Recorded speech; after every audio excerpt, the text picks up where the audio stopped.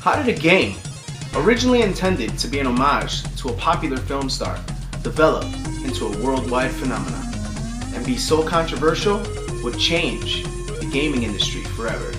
Today, let's take a look at Mortal Kombat.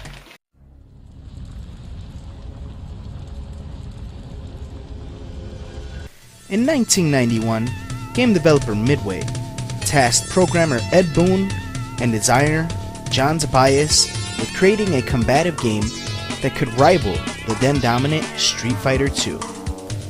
The two were given a year to carry out such a task. The company was in talks with popular martial arts film star Jean-Claude Van Damme about possibly making an adaptation of one of his films. The initial idea was to make a fighting game about the star's upcoming film Universal Soldier. When that failed to fall through, the company attempted to gain the rights to make a video game adaptation of the 1988 hit Bloodsport. When they couldn't obtain the rights to Bloodsport, they decided on creating an original fighting game, where Van Damme would be a secondary character to the game's protagonist. Things were set in motion, however a wrench was thrown into development when Van Damme signed on to play the leading character in the film adaptation of the smash hit and Midway rival Street Fighter. With Jean-Claude Van Damme off the project, Boon and Tobias were back to square one. This would prove to be a great thing, as it would give the two full creative control. A new storyline was developed, based on ancient martial arts lore, and Van Damme's character was replaced by the arrogant and brash Johnny Cage, who was intended to parody the film star, so much so as to even having Van Damme's style, as well as his initials. Not wanting to be compared to Street Fighter, the way other fighters in that time period were, Midway chose to use digitized actor sprites.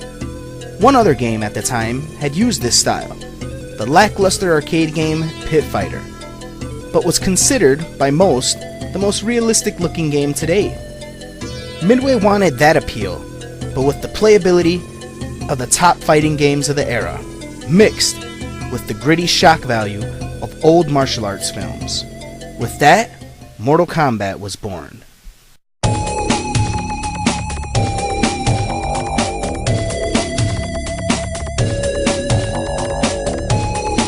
The game was a hit, and soon, as many people would be lining up to play Mortal Kombat arcade cabinets as would Street Fighter. Midway had done it. They created a game to rival the top fighting franchise in the industry. However, Midway would encounter a pretty big problem when attempting to port a home version.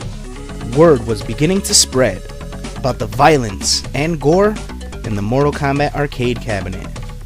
Concerned parents and various activist groups were demanding the game be censored or even banned.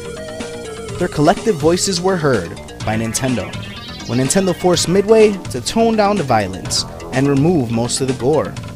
Sega, on the other hand, took a different approach.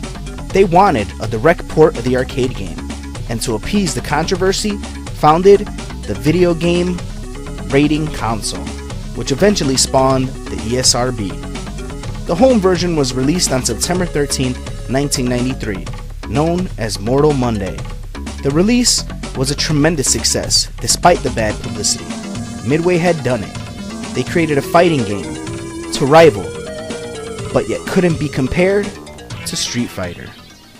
Mortal Kombat was more than just a fighting game. It was a pioneer and a mascot for the time period.